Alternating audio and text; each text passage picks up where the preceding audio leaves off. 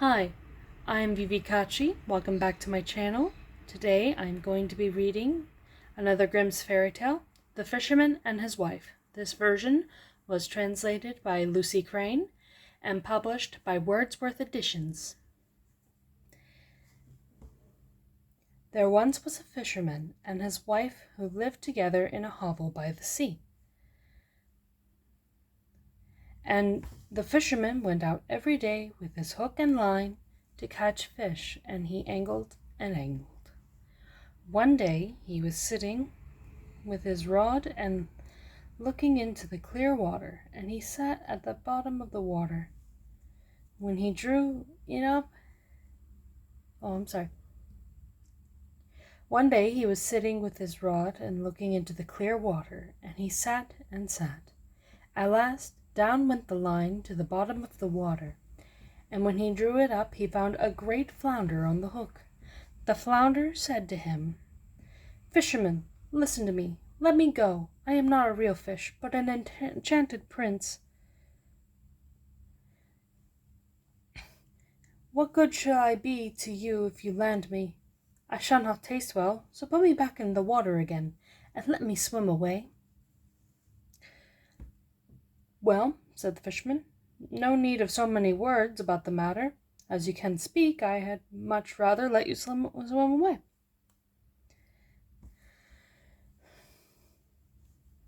Then the fisherman put him back into the clear water, and the flounder sank to the bottom, leaving a long streak of blood behind him. When the fisherman got up, went home to his wife in their hovel. "Well, husband," said the wife, "have you caught nothing today?" "No," said the man. "That is, I did catch a flounder, but as he said he was an enchanted prince, I let him go again." "Then did you wish for nothing?" said the wife. "No," said the man. "What would I wish for?" "Oh dear," said the wife, "it is so dreadful to always live in an evil-smelling hovel. You might as well have wished for a little cottage. Go again and call him and tell him we want a cottage.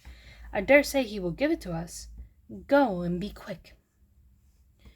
And then when he went back, the sea was green and yellow and not nearly so clear. So he stood and said, O man, if man you be, O flounder in the sea, such a tiresome wife I've got, for she wants what I do not." Then the flounder came swimming up and said, "Now then, what does she want?" "Oh," said the man, "you know that when I caught you, my wife says I ought to have wished for something. She does not want to live any longer in the hovel, and would rather have a cottage." "Go home with you," said the flounder. "She has it already." So the man went home, found instead of a hovel, a little cottage, and his wife sitting on the bench before the door. She took him by the hand and said to him, "Come in and see if this is not a great improvement."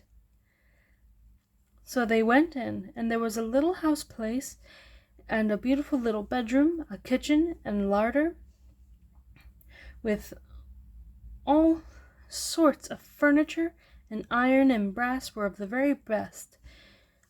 At the back there was a little yard with fowls and ducks, and a little garden full of green vegetables and fruit. "Look," said the wife, "is that not nice?" "Yes," said the man. "If this can only last, we shall be very well contented." "We will see about that," said the wife. And after a meal they went to bed.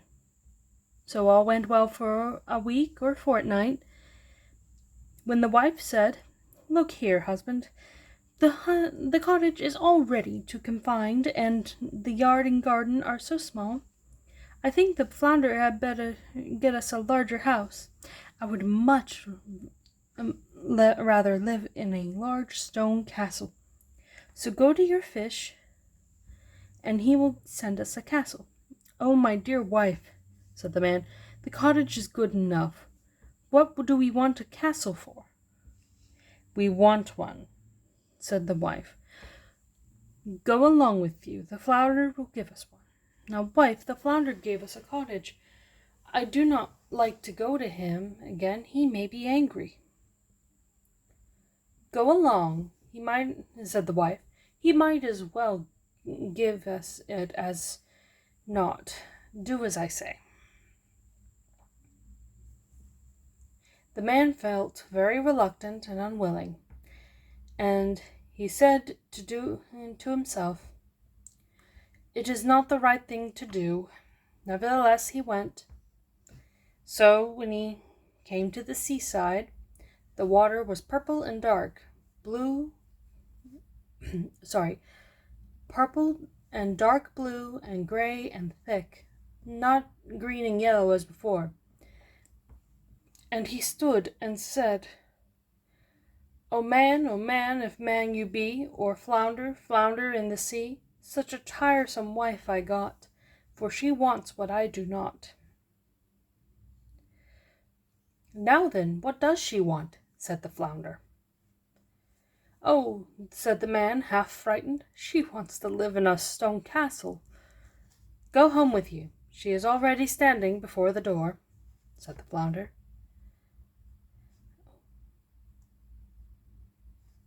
There. Then the man went home, and as he supposed, when he got there, his wife stood in front of the great castle of stone upon the steps. And as she was about to go in, she took him by the hand and said, "Let us enter." With that, he went in with her, and in the castle there was a great hall with a marble pavement, and there were a great many servants who let them through large doors, and the passages were decked with tapestry, and the rooms with golden chairs and tables and crystal chandeliers hanging from the ceiling, and all the rooms had carpets. The tables were covered with eatables and the best wine for anyone who wanted them, and at the back of the house was a great stable yard for horses and cattle, and carriages of the finest. Besides that, there was a splendid large garden with the most beautiful flowers and fine fruit trees, and a pleasance full half a mile long, with deer and oxen and sheep, and everything that the heart could wish for. "There," said the wife, "is this not beautiful?" "Oh yes," said the man, "if it will only last, we can live in this fine castle and be very well contented." "We will see about that," said the wife. "Meanwhile, we will sleep on it." And with that they went to bed. The next morning the wife awoke first, just at the break of day, and she looked out. She saw from her bed the beautiful country lying all around. The man took no notice of it, so she poked him in the side with her elbow and said, "Husband, get up and look out the window. Look, just think if we could be king over all this country. Just go to your fish and tell him we want to be king." "Now, wife," said the fisher, "what should we be kings for? I don't want to be king." "Well," said the wife, "if you don't want to be king, I will be king."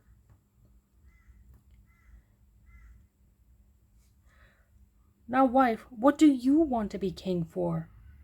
"I could not ask him such a thing." "Why not?" said the wife. "You must go directly all the same. I must be king." So the man went, very much put out that his wife would want to be king. It is not the right thing to do. Not at all the right thing, thought the man.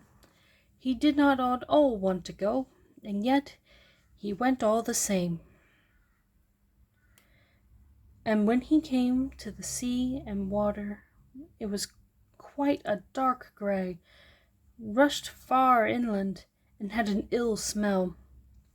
He stood and said, O man, if man you be, or flounder, flounder in the sea, such a tiresome wife I got, for she wants what I do not. Now then, what does she want? Said the fish. Oh dear, said the man, she wants to be king. Go home with you, she is already, said the fish. So the man went back, and he came to the palace and saw it was very much larger. It had great towers, splendid gateways, and a herald stood before the door, and a number of soldiers with kettle drums and trumpets. When he came inside, everything was of marble and gold, and there were many curtains with great golden tassels. Then he went through the doors of the saloon to where the great throne room was, and there he saw his wife sitting upon a throne of gold and diamonds, and she had a great golden crown.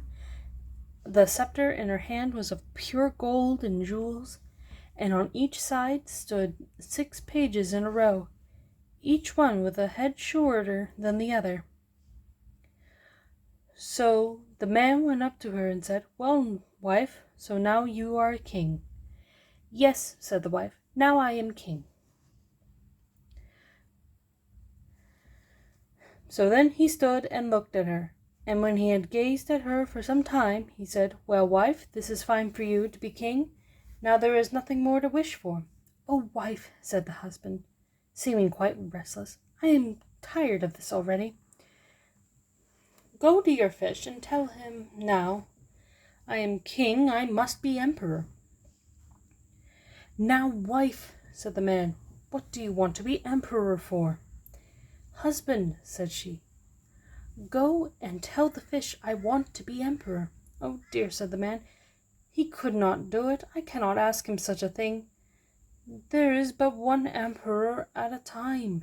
The fish cannot possibly make anyone emperor. Indeed he can't. Now look here, said the wife. I am king, and you are only my husband. So will you go at once? Go along, for if he was able to make me king, he is able to make me emperor, and I must be emperor, so now go along. So he was obliged to go, and as he went, he felt very uncomfortable about it, and he thought to himself,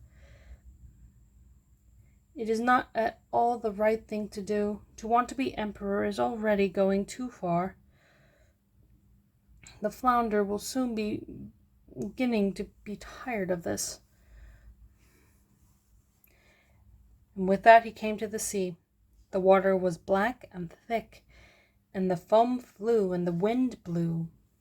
And the man was terrified, but he stood and said, O man, if man you be, or flounder, flounder in the sea, such a tiresome wife I've got, for she wants what I do not.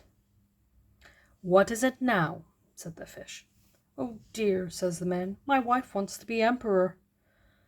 Go home with you, she is emperor already. So the man went home and found the castle adorned with polished marble and alabaster figures and golden gates. The troops were being marshaled before the door, and they were blowing trumpets and beating drums and cymbals. When he entered, he saw the barons and earls and dukes waiting about like servants, and the doors were of bright gold. And he saw his wife sitting upon a throne made of one entire piece of gold. And it was about 2 miles high, and she had a great golden crown on, which was about 3 yards high, set with brilliants and carbuncles, and in one hand she held the scepter, and in the other the globe, and on both sides stood pages in 2 rows, all arranged according to their size, from the most enormous giant of 2 miles high to the tiniest dwarf for the size of my little finger. And before her stood earls and dukes in crowds. So the man went up to her and said, "Well, wife, so now you are emperor." "Yes," said she, "now I am emperor." Then she went and sat down and had a good look at her. Then he went and sat down and had a good look at her. And then he said, "Well, now, wife, there is nothing left to be now that you are emperor." "What are you talking about, husband?" "I am emperor, and next I shall be pope. Go and tell the fish so." "Oh dear," said the man, "what is it that you don't want? You can never become pope. There is but one pope in Christendom, and the fish can't possibly do it."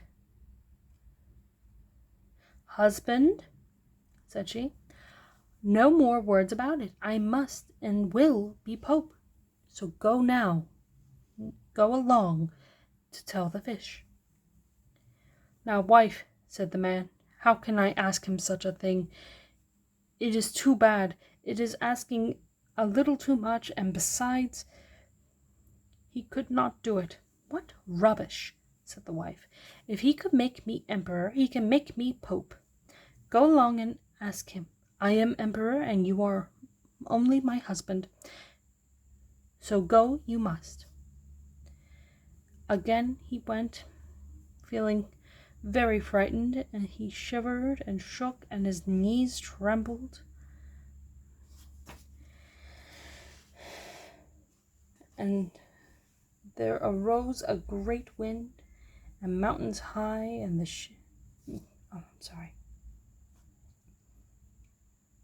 There arose a great wind, and the clouds flew by, and it grew very dark, and the sea rose mountains high, and the ships were tossed about, and the sky was partly blue in the middle, but at the sides very dark and red, as in a great tempest. And he felt very desponding, and stood trembling, and said, O man, if man you be, over flounder, flounder in the sea. Such a tiresome wife I've got, for she wants what I do not." "Well, what now?" said the fish. "Oh dear, she wants to be pope." "Go home with you, she is pope already," said the fish. So he went home and found himself before a great church with palaces all around.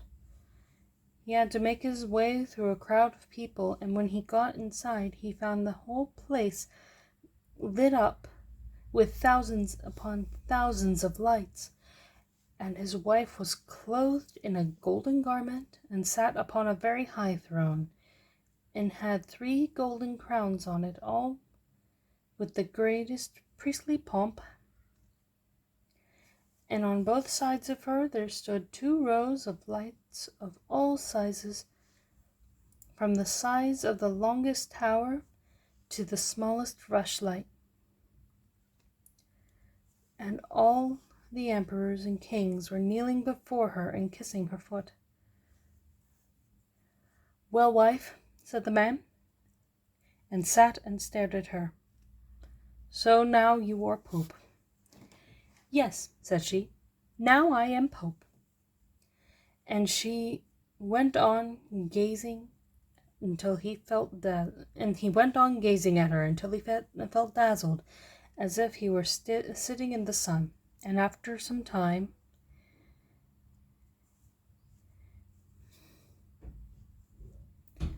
he said, "Well now, wife, what is there left to be now that you are pope?" And she sat up very stiff and straight and said nothing. Then he said again, "Well, wife, I hope you are contented at last with being pope. You can be nothing more."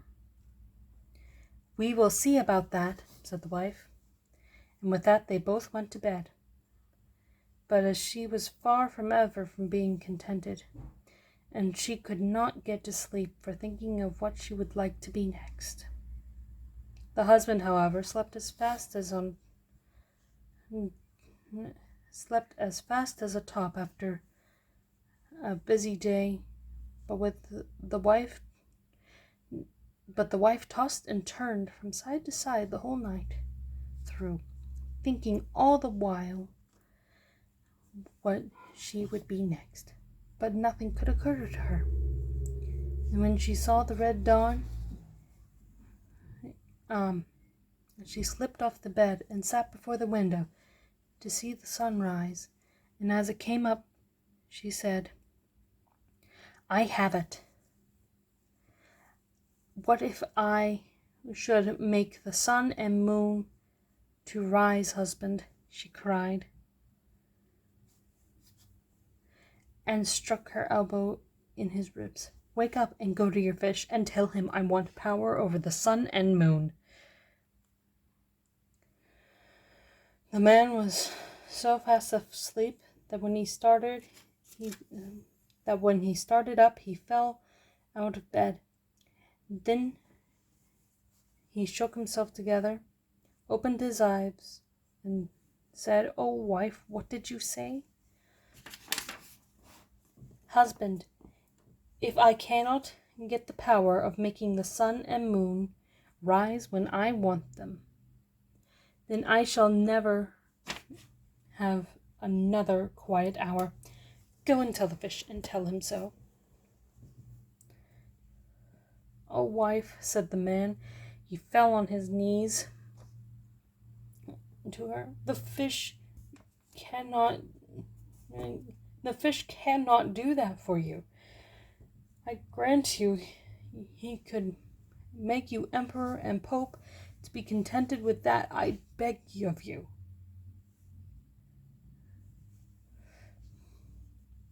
And she became wild with impatience and screamed out, "I can wait no longer. Go at once."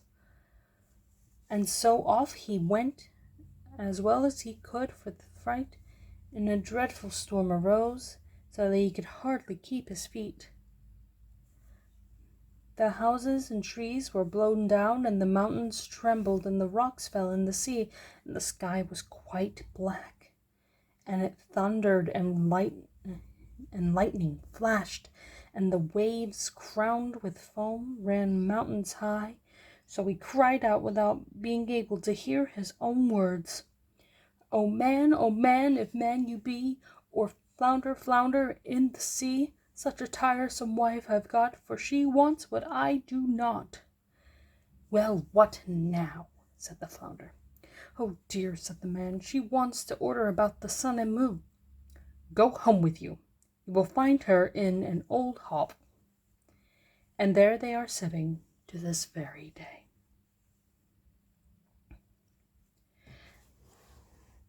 I hope you enjoyed the story. I feel like it has a good message about being content with what you have and not succumbing to greed and avarice. It is actually one of my favorite stories. I hope that you will continue to view my videos as I upload them, and I look forward to seeing you in the next video. If you have any comments or constructive criticism, please don't be afraid to comment below. I'll be reading comments in this stage and taking your suggestion in hand. I can also take suggestions for future stories. Just note that some requests might be more time-consuming to fulfill than others due to today's copyright laws. I hope you all have a lovely day, and